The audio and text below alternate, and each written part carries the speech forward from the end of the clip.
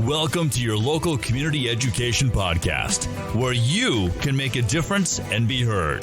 Each week, get updated on current local, state, and national educational news.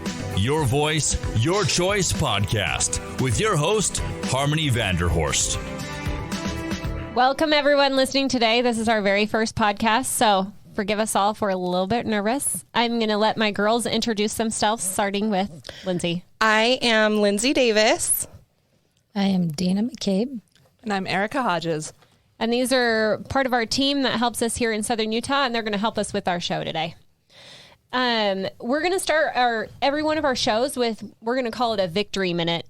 And this is where we're going to report on the citizens here in the community and how you guys are making a difference.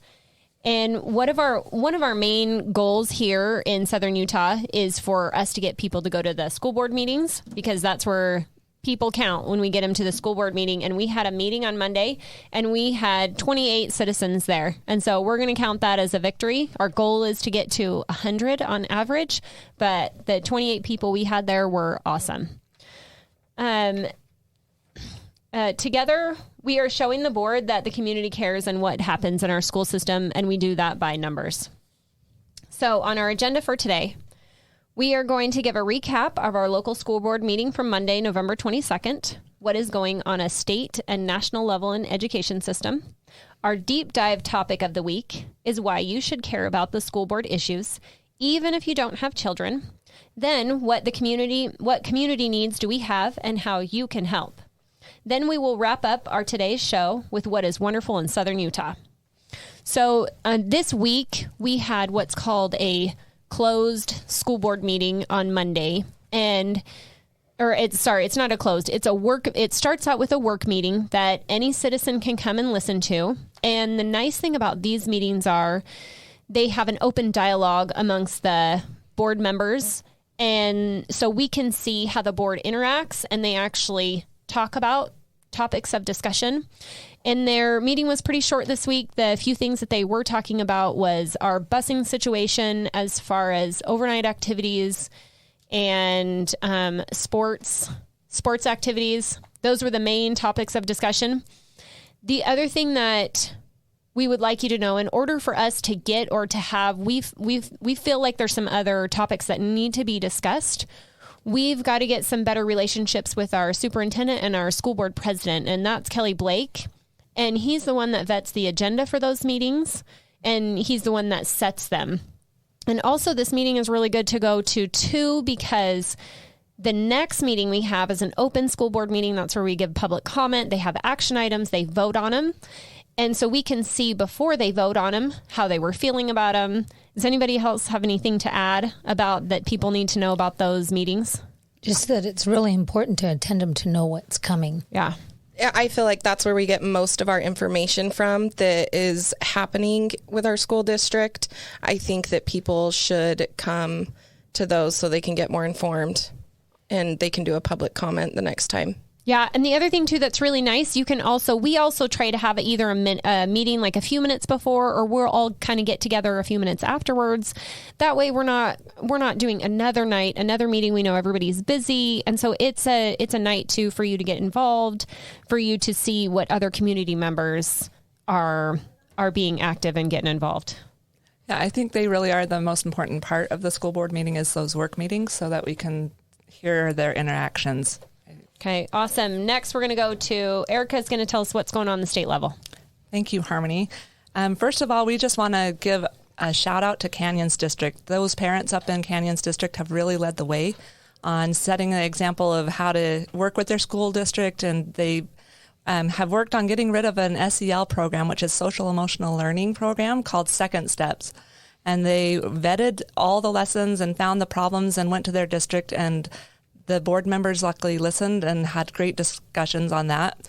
Part of the reason we're concerned about that is because Second Steps really focuses on critical race theory and teaching divisive issues, teaching our children to be social justice activists instead of focusing on how to have those strong values of, like we grew up with, getting along and just working hard.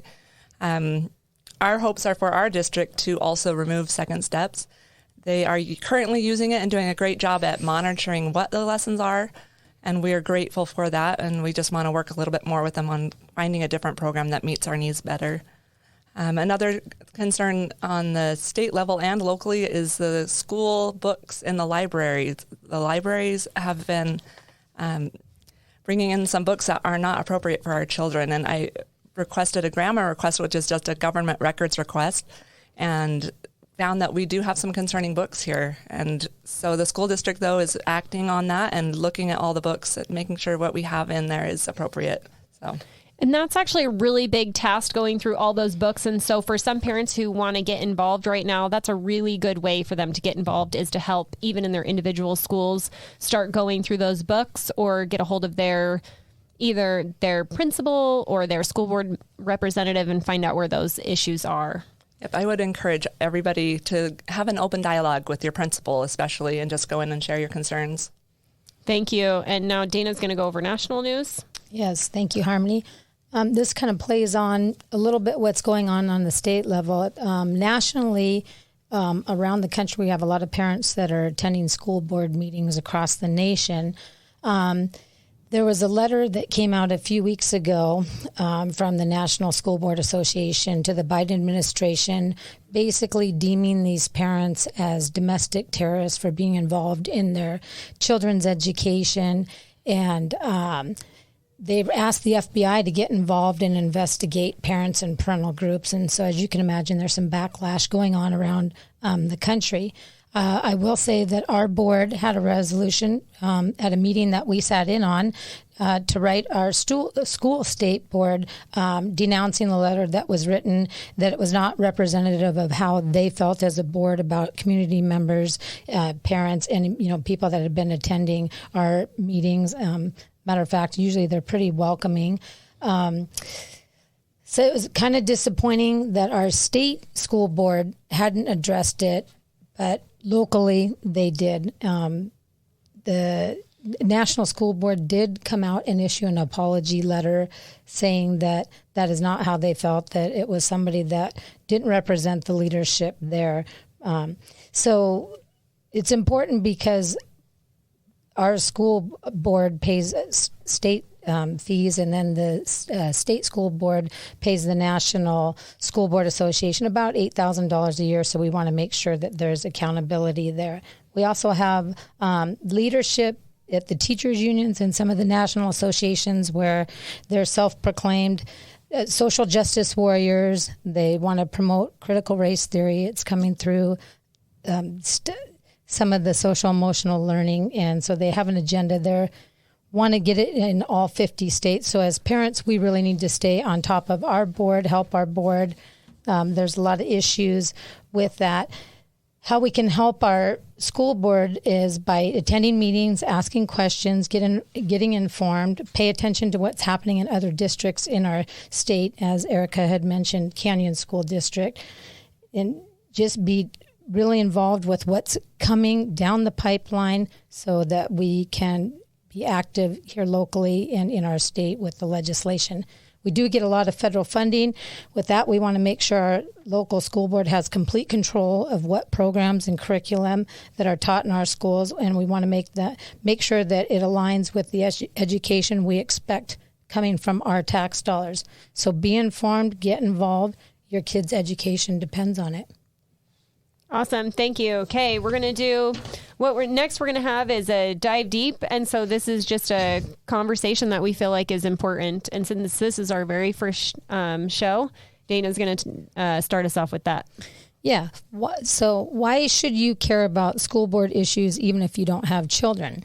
Internationally known author and therapist Robin Grell said, "A society's destiny rests on how it treats its children." If that is true, which I strongly believe it is, we should all be asking ourselves in Washington County, how are we treating our children? How many children do we have here? Where do they spend most of their time? Who is supervising their time in Washington County? We live in a typical American community where the majority of our children spend around 9 months of the year in a public school classroom. This starts around the age of 6 and continues until they are 18. So let's discuss the role of our school board and how they affect the school system that our children are spending the majority of their adolescence in. Okay, so I just want to reiterate his quote. It says, "A society's destiny rests on how it treats its children." So in a society that we live in right now, once these kids graduate from this public education system, they are the new foundation for our society. There are new politicians, there are new leaders, there are new business leaders, and we all, it takes a village to raise a child. And in Washington County, we have a very interesting demographic here, where we have one of the biggest school boards in the state. But it's all in a general region. Like up in Salt Lake, they have a ton of different school boards, but they're kind of all intermingled with each other. Ours, it takes literally from just past, south of Cedar down to the state line. We're all in the same school district. So every single person here, your neighbor, those kids go to the same school district.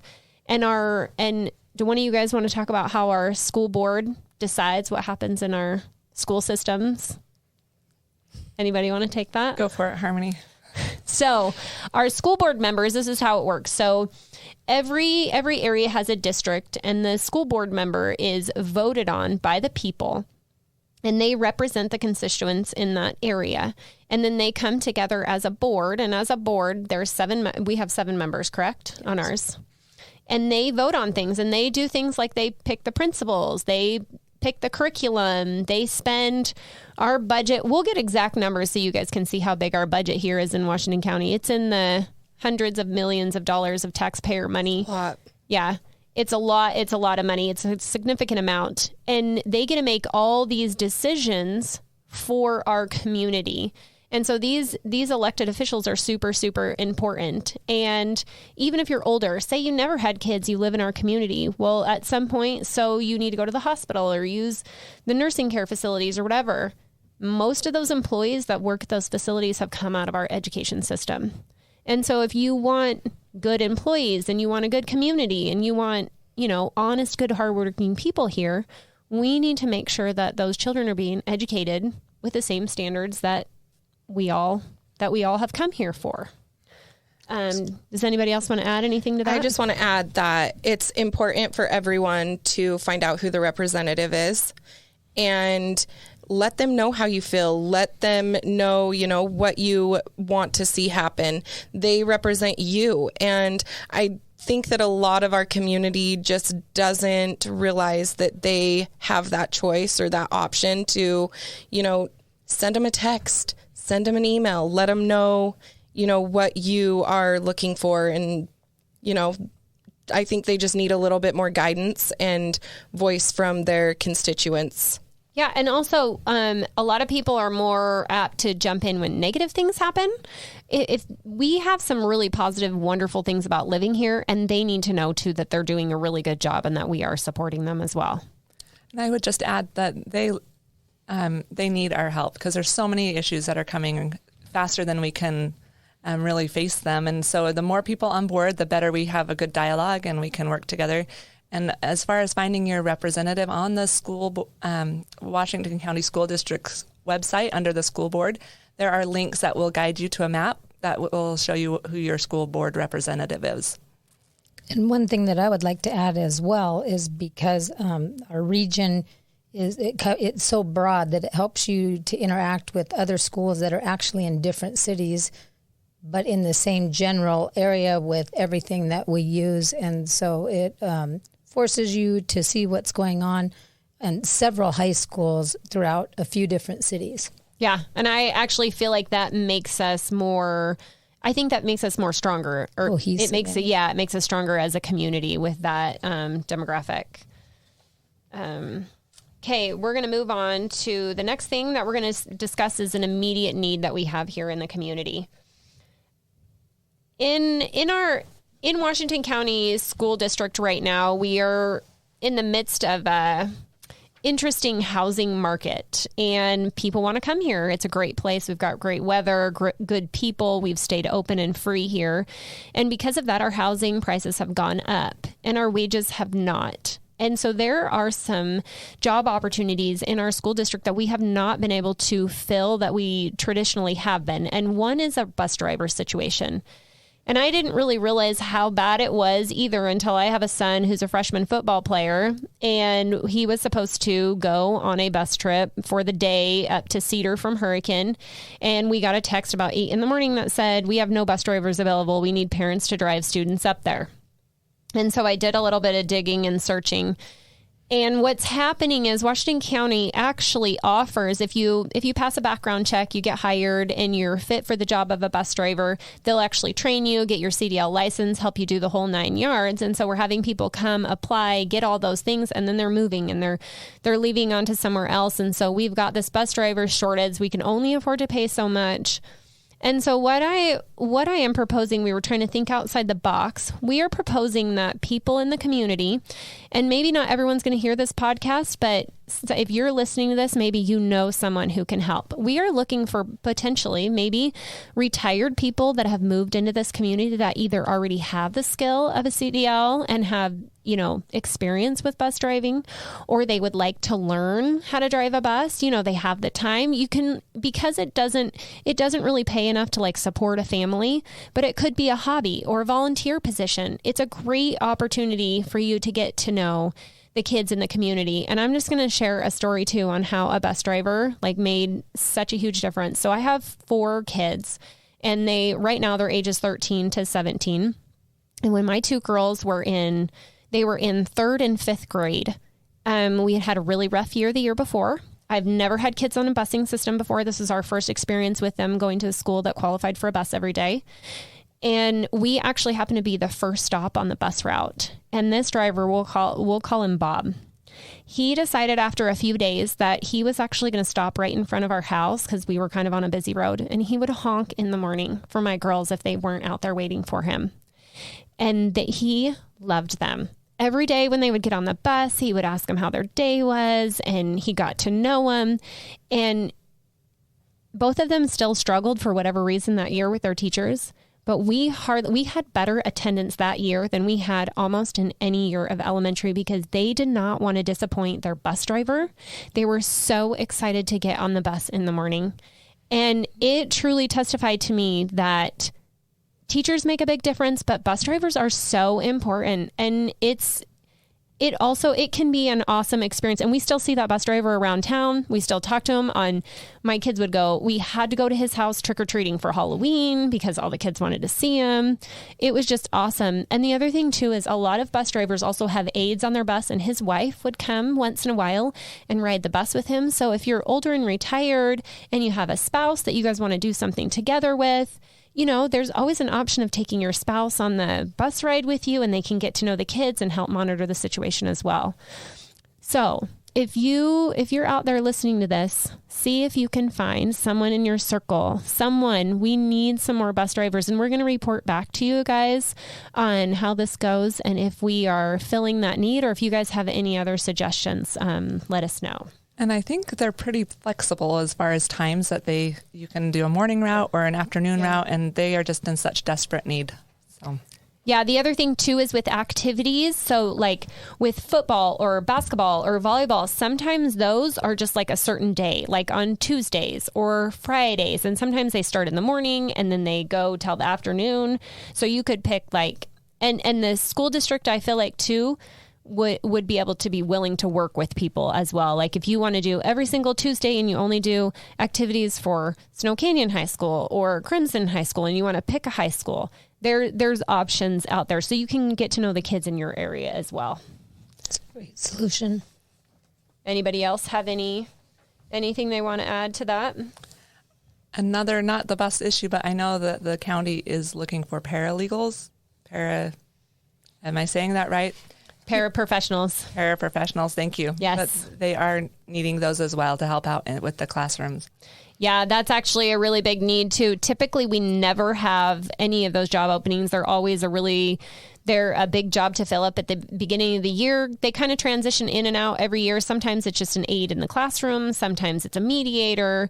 Every school has different needs and they post those jobs. And I know at the beginning of the year, we had 57 openings or something crazy. Oh my goodness. So I don't know how many of those have been filled now, but I'm sure there's probably some that are still available there. Just with the growth here in the area, we have so many more children that could use an extra help. Yes.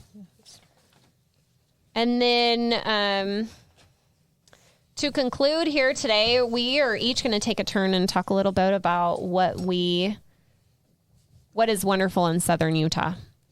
And I'm going to start off, and I feel like with watching all the national news, all the state news, we actually do truly have, and I've gotten to know most of the school board members because we've been going to every single meeting for the last 6, 8, I can't even believe it's almost December now, 8 months. So at least twice a month, we've been going to all of our school board meetings, and I've gotten to know quite a few of them. And honestly, they're really good people here, and I am so grateful to live in a community where we have the option to work with them and to make a difference in our school system. And so I'm really grateful for that in Southern Utah. Yes, and I'm thankful, speaking of the national stuff, that sitting in on that board meeting that was open, that they stepped up, decided that they were going to act even though the state school board had not, in regards to what was happening on the national level with the domestic terrorist letter. And all board members agreed to sign that letter. And in that meeting, they addressed that the parents, that they didn't see the parents that way. I think they know we want to help. We're not the enemy. We want to be a team in this community, helping to build the community that we want. We want to keep it the way it is and not let the national, even up north, the stuff that's going on up there, to just keep Southern Utah just a great place to raise our kids with great schools. Thank you. I just want to add that I think our community is fantastic. We have seen growth of citizens coming to the school board meetings progressively each meeting. You know, some of them we are just showing up because, you know, they want to make a difference for everything that's going on in our nation right now. They are just, you know, want to be involved. And I think that that's great. I think our community has the potential to make some big differences here. And I think that our school board members actually really care and are listening to us. And I think it's great what we've got going on. Thank you. So I echo all of your comments there. I love that. And I am most grateful, I think, that our state constitution and our federal constitution just recognizes and safeguards parents' role in their children's lives. And I think most of the people here in Washington County support that and know how vital it is to have parents involved in their kids' education. And I have learned a lot as we attend the school board meetings, and I think that we all have that same goal in mind, that we want to do what's best for our kids, and I really appreciate building those relationships with the school board and the teachers in the area. Thank you. And thanks everyone for listening today. We are excited to live in Southern Utah, and together we have a bright future for our children and our community.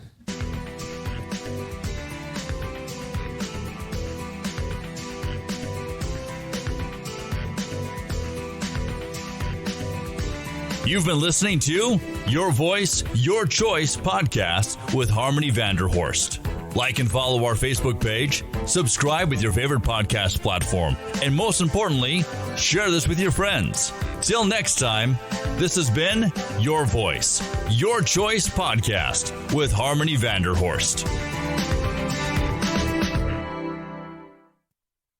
This has been a production from a podcast studio.